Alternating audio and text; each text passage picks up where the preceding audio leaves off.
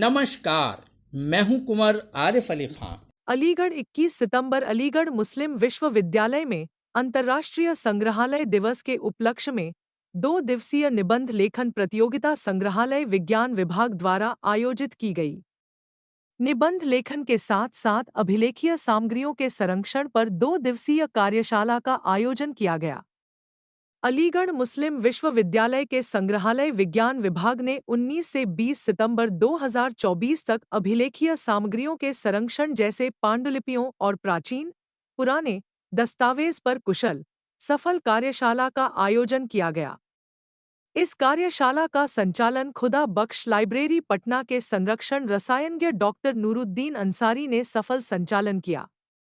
कार्यशाला का प्रमुख उद्देश्य प्रतिभागियों को व्यावहारिक दक्षता, कौशल एवं अनुभव प्रदान करना था, जिसमें सांस्कृतिक विरासत मुख्य रूप से पत्रावलियां आधारित सामग्री जैसे पांडुलिपियों, दुर्लभ पुस्तकें एवं कलाकृतियों को संरक्षित करने के महत्व पर अत्यधिक ध्यान केंद्रित किया गया, जो इतिहास, संस्कृति के मुख्य घटक हैं।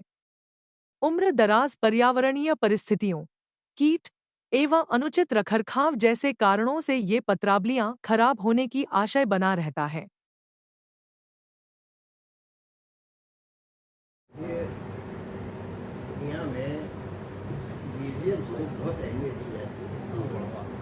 आप यूरोप जाइए, मैं कह रहा था कि छोटे छोटे टाउन्स 20,000 25,000 की आबादी के म्यूजियम मौजूद।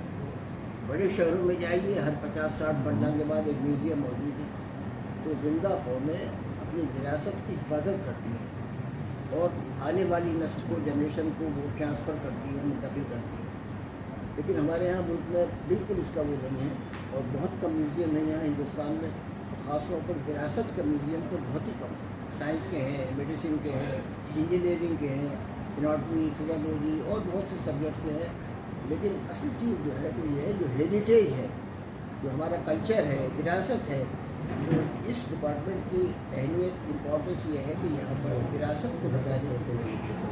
तो मेरा तो आप जानते हैं ताल्लुक खासतौर पर है म्यूज़ियम से। हमने खुद सोना एकेडमी में 4 म्यूज़ियम बना रखे हैं। तो डिपार्टमेंट ऑफ फिजियोलॉजी में जब से प्रोफेसर अब्दुल रहीम चेयरमैन हुए हैं, ये बराबर इस तरह के प्रोग्राम यहाँ मुनक़िद करते रहते हैं और इसी सिलसिले की ये कड़ी थी। और इसमें बाहर से ये नूरुद्दीन आए हुए हैं, ये भी यहीं के ओल्ड बॉय हैं। इन्होंने ये पटना में आजकल खुदा बख्श लाइब्रेरी में कंजर्वेटर है, बड़ा काम कर रहे हैं कंजर्वेशन के ऊपर। देखिए, कंजर्वेशन की अहमियत को अभी आम लोग नहीं समझ रहे। कंजर्वेशन साइंस ने बहुत तरक्की की है।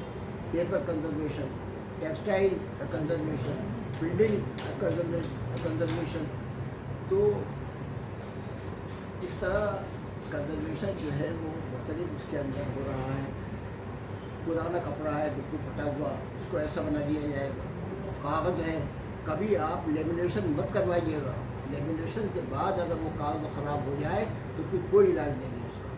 हमेशा कंजर्वेशन कराना चाहिए, लेकिन लोग भी समझते उसकी अहमियत को। अगर 1000 साल पुराना भी पेपर है तो कंजर्वेशन के बाद ऐसा हो जाएगा कि उसकी और आगे 1000 साल उसकी उम्र हो जाएगी। तो हमारे इस डिपार्टमेंट पर इमारतों को सुरक्षित करने के लिए नए प्रयास जाएंगे।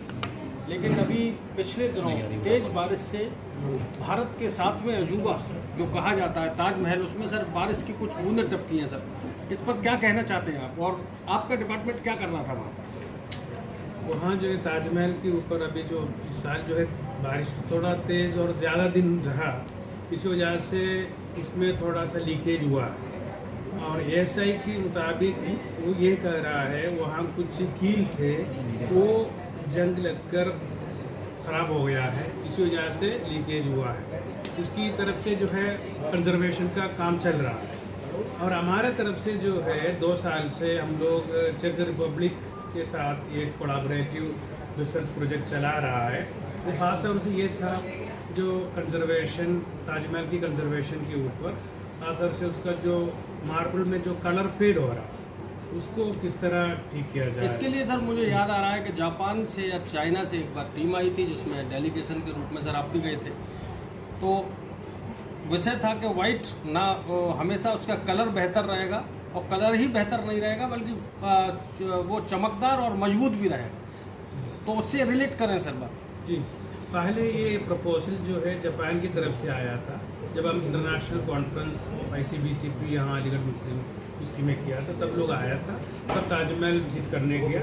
वो लोग जो है ये प्रपोजल रखा हमारे साथ कोलैबोरेटिव रिसर्च हो जाए, लेकिन वो कुछ टेक्निकल प्रॉब्लम की वजह से हो नहीं पाया।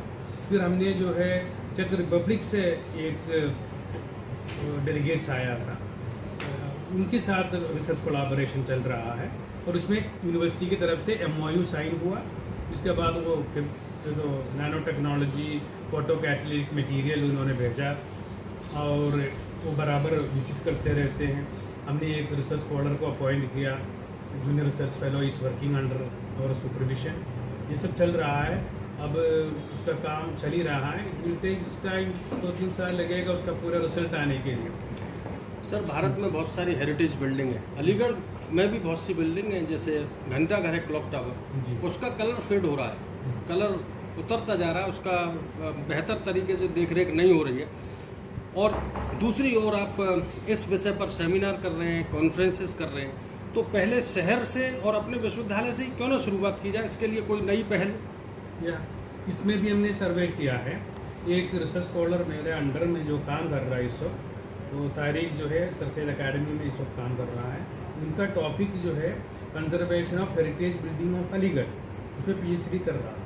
इसके पहले प्रोजेक्ट वर्क हमने किया यूनिवर्सिटी का बिल्डिंग के ऊपर किया है, और जापान का जो टीम आया था एक्सपेरिमेंट किया है वहाँ स्ट्रैची हॉल में। अभी भी उसका फ़र्क आप देख सकता है, उन्होंने अपनी केमिकल्स लगाकर किया है। और हमारा यूनिवर्सिटी म्यूजियम के भी पीछे जो दीवार में जो काई लगा हुआ है, तो उसमें उन्होंने ट्रीटमेंट कर सफाई किया, अभी भी बरकरार है, 10 साल हो गए। तो इस जो सेमिनार हुआ इससे स्टूडेंट्स पर भविष्य में क्या लाभान्वित महसूस करेंगे, क्या लाभ मिलेगा उनको, और रोजी रोजगार या शिक्षा में क्या नए अवसर प्रारंभ करा देगा? ये जो स्टूडेंट्स को जो हैंड ऑन एक्सपीरियंस जो है मैन्युस्क्रिप्ट में कंजर्वेशन की टेक्निकल ट्रेनिंग दिया हुआ है। और इस फील्ड में हिंदुस्तान में बहुत सारा जगह पर कंजर्वेटर का ज़रूरत है। प्रोजेक्ट चल रहा है हमारा, स्टूडेंट जयपुर में, लखनऊ में, दिल्ली में बहुत सारा स्टूडेंट जो है प्लेसमेंट हुआ है ये कंजर्वेशन का फील्ड में, पेपर कंजर्वेशन मैन्युस्क्रिप्ट में। और नूरुद्दीन यहाँ पर विश्वविद्यालय में आए, अलीगढ़ मुस्लिम यूनिवर्सिटी से तालीम हासिल की आपने, और इस फील्ड में कितने नए अवसर प्राप्त हो रहे हैं? रोजगार की बात करें या हेरिटेज बिल्डिंगों को साफ सफाई सुरक्षित करने की बात करें, कोई चुनौती या कोई लाभ या कोई नुकसान, क्या कैसे देख रहे हैं आप उसको? देखिए, रोज़गार के रिलेटेड हम बात करते हैं, चूँकि कंजर्वेशन सब्जेक्ट हमारा इंडिया में अभी 15 साल से ही इस तरफ ध्यान दिया गया, जिसमें मैन्युस्क्रिप्ट के ऊपर तो और 10 साल से ही काम ज़्यादा हुआ है। हमारे इंडिया में बहुत बड़ा कलेक्शन मैन्युस्क्रिप्ट का ख़राब हो रहा है। उसका सबसे बड़ा रीज़न है यहाँ का फ्लक्चुएशन टेम्परेचर, या जो पेपर कंजर्वेशन के लिए एक्चुअल टेम्परेचर होना चाहिए वो 20 से 22 डिग्री सेंटीग्रेड के बीच में रहना चाहिए, जबकि हमारे इंडिया का में नॉर्मली जो टेम्परेचर है वो 25 से 30 या 40 तक पहुँचता है जगह जगह। दूसरा एक फैक्टर है इसका ख़राब होने का ऑब्जेक्ट का, ह्यूमिडिटी। नॉर्मली जो पेपर के लिए ह्यूमिडिटी चाहिए होती है वो 45 से 55% होनी चाहिए, लेकिन हम रेनी सीज़न में ख़ास तौर से हमारे यहाँ ह्यूमिडिटी बहुत ज़्यादा हो जाती है। और कुछ जैसे एक माजोली है, मैं वहाँ जाता रहता हूँ, माजोली वो द्वीप है, वहाँ ह्यूमिडिटी मोर देन 90 रहती है। वहाँ बहुत बड़ा कलेक्शन ख़राब हो रहा है हमारे इस तरह का। तबाग मोनेस्ट्री है जिसके अंदर कई 100 मैन्युस्क्रिप्ट, गिल्डेड मैन्युस्क्रिप्ट रखी हुई हैं जो ख़राब हो रही हैं। इवन मैं सर्वे करने जाता रहता हूँ ऑल ओवर इंडिया, बहुत बड़ा कलेक्शन ख़राब हो रहा है। उसका रीज़न है इस फील्ड में एक्सपर्ट का नहीं होना। हमारा टारगेट ये है कि डिपार्टमेंट ऑफ म्यूजियोलॉजी से बच्चे एज ए ट्रेंड होकर निकलें। जिससे जैसे मैं कहीं भी सिलेक्शन कमेटी में जाता हूँ तब बच्चों का देखता हूँ कि उनके अंदर प्रैक्टिकल एबिलिटी क्या है, प्रैक्टिकल एबिलिटी होना बहुत ज़्यादा ज़रूरी है, क्योंकि कंजर्वेशन वर्क है वो प्रैक्टिकल बेस्ड वर्क।